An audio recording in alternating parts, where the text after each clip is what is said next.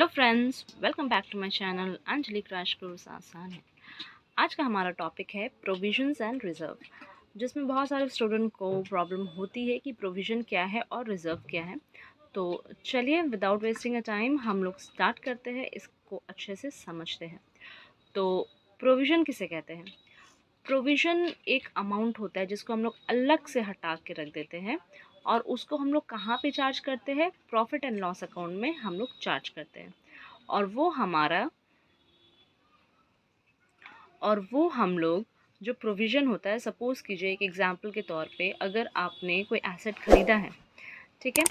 अगर आपने कोई एसेट ख़रीदा है तो वो डेप्रिशिएट होता है, ये हम लोग जानते हैं।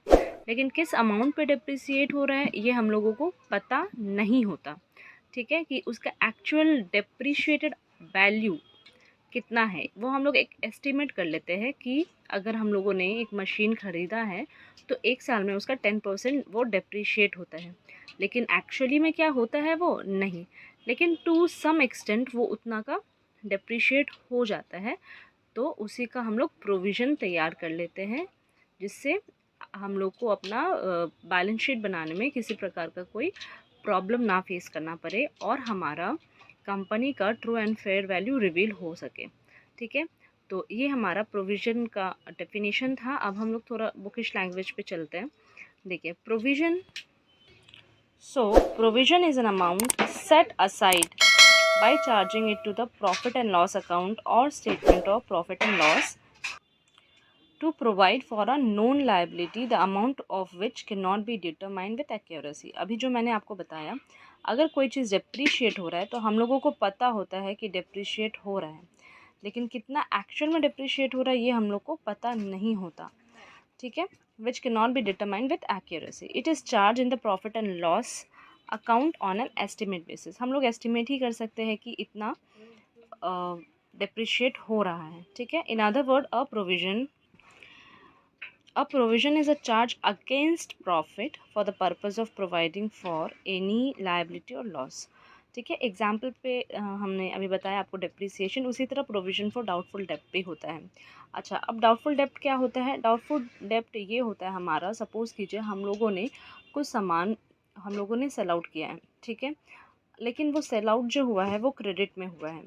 तो जब क्रेडिट में हम लोगों ने सामान दिया है, मतलब कैश हम लोगों ने नहीं लिया, हम लोग ने उधार बाकी कर दिया, ठीक है? अभी जो कस्टमर है वो बाद में हम लोगों को पेमेंट करेगा ऐसा बोल करके वो गया है, लेकिन क्या वो पेमेंट करेगा ये एक डाउट है, ठीक है? तो उसके लिए भी एक अलग से हम लोग प्रोविज़न तैयार करके रखते हैं, जिससे कि हमारा बैलेंस शीट में अगर सपोज़ कीजिए कोई डेटर है वो पैसे नहीं टाइम पे दे पाया तो हम लोग का प्रोविज़न किया रहता है, जिससे क्या है हम लोग उसके लिए फ्यूचर में सिक्योर करके रख सकते हैं, ठीक है? अब provision for repairs and provision for tax.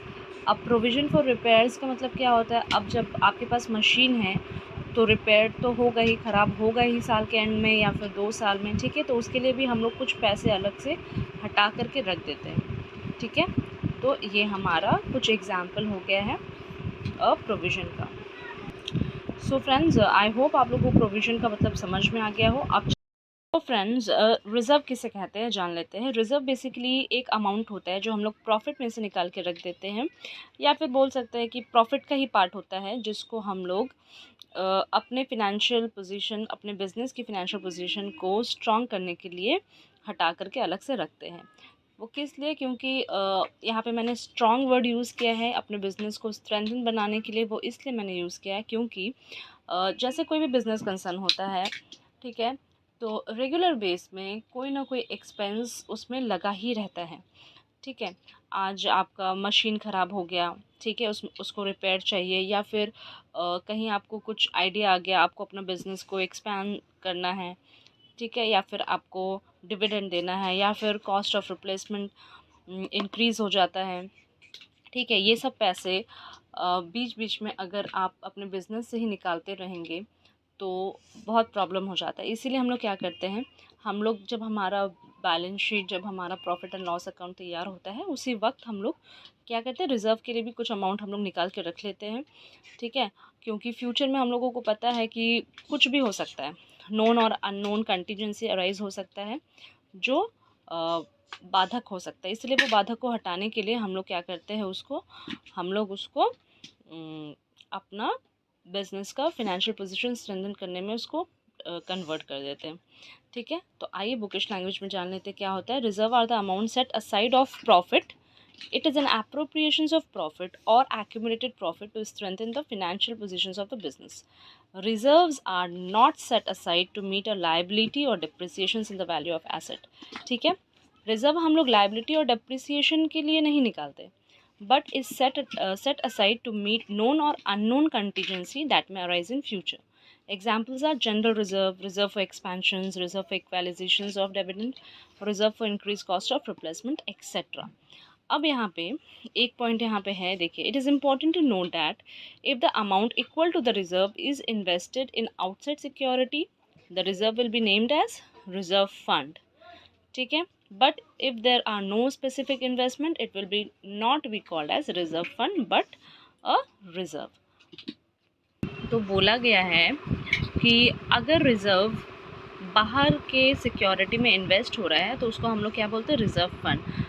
पर अगर वहाँ पे कोई स्पेसिफिक इन्वेस्टमेंट मेंशन नहीं है तो उसको हम लोग सिर्फ रिजर्व बोलते हैं, ठीक है। General reserve, reserve for expansions अभी मैंने बताया, और ये सब प्रॉफिट एंड लॉस अकाउंट में शो नहीं होता।